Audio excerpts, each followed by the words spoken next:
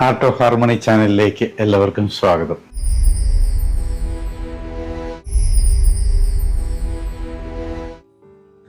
വിശുദ്ധ ഫ്രാൻസിസ് അസീസിയുടെ ചൈതന്യത്തിൽ അൽമായർക്കുള്ള ഒരു ജീവിതക്രമമാണ് ഫ്രാൻസിസ്കൻ അൽമായ സഭ അഥവാ സെക്കുലർ ഫ്രാൻസിസ്കൻ ഓർഡർ. കേരളത്തിൽ ദൈവദാസനായ പുത്തമ്പറമ്പിൽ തൊമ്മച്ചൻ ആരംഭിച്ച ഫ്രാൻസിസ്കൻ അൽമായ സഭ കേരളത്തിൽ ഉടനീളം വളർന്ന് പന്തലിക്കുകയാണ്. ചങ്ങനാശ്ശേരിയിലെ അതിരൂപത വാർഷികം വേരൂർ സെന്റ് ജോസഫ് ഇടവക ദേവാലയ പാരിഷ് ഹാളിൽ നടത്തപ്പെടുകയാണ്. ഇന്നേ ദിവസം ഫ്രാൻസിസ്കൻ അൽമായ സഭയിലെ അംഗങ്ങൾക്ക് അനുഗ്രഹ പ്രഭാഷണത്തിനായി എത്തിയിരിക്കുന്ന ചങ്ങനാശ്ശേരി അതിരൂപത വികാരി ജനറൽ പെരിയ ബഹുമാനപ്പെട്ട ഫാദർ സ്കറിയ കന്യാകോണച്ചനെ നമുക്ക് ശ്രവിക്കാം. സ്നേഹമുള്ളവരെ, ഈ വർഷം ഫ്രാൻസിസ്കൻ ആത്മീയ വർഷമായിട്ട് പ്രഖ്യാപിച്ചിരിക്കുകയാണല്ലോ. ഇതുകൊണ്ട് അർത്ഥമാക്കുന്നത് ഫ്രാൻസിസ് അസീസിയുടെ ആത്മീയ ചൈതന്യത്തിൽ നാം വളരുക എന്നുള്ളതാണ്.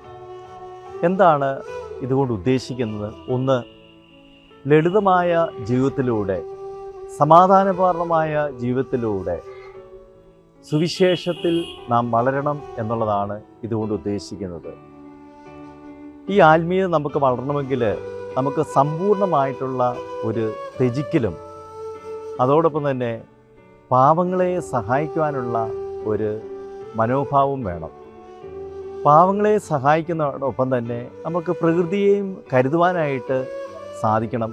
അത് ഫ്രാൻസിസ്കൻ ആത്മീയതയുടെ ഒരു പ്രത്യേകതയാണ്. ദരിദ്രൻ്റെ വിളിയോടൊപ്പം തന്നെ ഭൂമിയുടെ സ്വരവും പ്രിയപ്പെട്ടവരെ നമുക്ക് കേൾക്കുവാനായിട്ട് സാധിക്കണം. ഫ്രാൻസിസ് അസീസി നമ്മളോട് പറയുന്നത് അനുദിന ജീവിത വിശുദ്ധിയിലൂടെയാണ് നാം സ്വർഗരാജ്യം പ്രാപിക്കണം എന്നുള്ളതാണ്. അനുദിന വിശുദ്ധിയിൽ നമുക്ക് കടന്നു പോകാൻ സാധിക്കുന്നത് സാധാരണമായിട്ട് നമ്മൾ ചെയ്യുന്ന നമ്മുടെ ജോലി ഏറ്റവും നന്നായിട്ട് ചെയ്യുമ്പോൾ, നമ്മുടെ കുടുംബജീവിതത്തിൽ നമ്മൾ മറ്റുള്ളവരോട് ഒന്നിച്ച് സൗഹൃദത്തിലായിരിക്കുമ്പോൾ, അതോടൊപ്പം തന്നെ നമ്മളെ ഏൽപ്പിച്ചിരിക്കുന്ന ഉത്തരവാദിത്തങ്ങളെല്ലാം നന്നായിട്ട് ചെയ്യുമ്പോൾ അനുദിന വിശുദ്ധിയിലാണ് നാം കടന്നു പോകുന്നതെന്ന് പറയാനായിട്ട് സാധിക്കും. അതുകൊണ്ട് നമുക്ക് മനുഷ്യനെ കരുതാം, പ്രകൃതിയെ കരുതാം, വേദനിക്കുന്നവരുടെ കൂടി ആയിരിക്കാം. ഫ്രാൻസിസ് അസീസി വേദനയെ സന്തോഷത്തോട് സ്വീകരിച്ച വ്യക്തിയാണ്.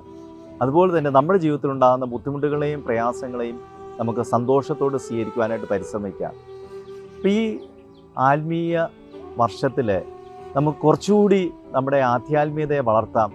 ഫ്രാൻസിസ് അസീസി കാണിച്ചു തന്ന ആ മാർഗം നമ്മുടെ ജീവിതത്തിലും പ്രാവർത്തികമാക്കുവാനായിട്ട് പരിശ്രമിക്കാം. ദൈവം നമ്മെ അനുഗ്രഹിക്കട്ടെ.